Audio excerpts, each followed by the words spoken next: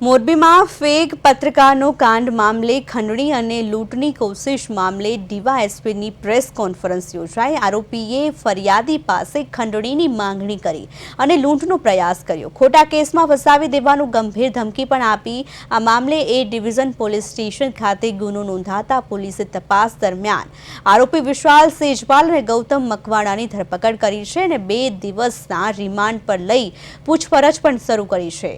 Police તપાસમાં સામે આવ્યું છે કે વિશાલ સેજપાલ સામે અગાઉ પણ 2-3 ગુનાઓ નોંધાયેલા છે અને પત્રકાર તરીકેની ખોટી ઓળખ આપી લોકો પાસેથી રૂપિયા પડાવતો। પોલીસે મીડિયાના માધ્યમથી નાગરિકોને અપીલ કરી છે કે જો કોઈ વ્યક્તિ આવા ફેક પત્રકારોની ધમકી અથવા તો ખંડણીનો ભોગ બન્યો હોય તો તરત જ ડિવિઝન પોલીસનો સંપર્ક કરે।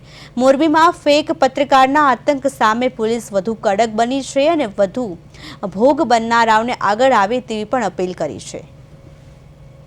માં એક ગુનો દાખલ થયેલો જેમાં ફરિયાદીની દુકાનમાં જઈ અને ત્યાં પોતે સરકારી ગવર્મેન્ટનું કામ હોય અને લેપટોપમાં તમે પોતે અહીંયા કામ કરો છો ને એવી બધી એની વિરુદ્ધમાં કરી અને અંદર ઘૂસી અને પોતે પત્રકારની ઓળખ આપી અને એમાંથી એને એના ગીચામાંથી પૈસા કાઢી લેવાની કોશિશ કરેલી। જે બાબતનો જુદી જુદી કલમનો ગુનો દાખલ થયેલો।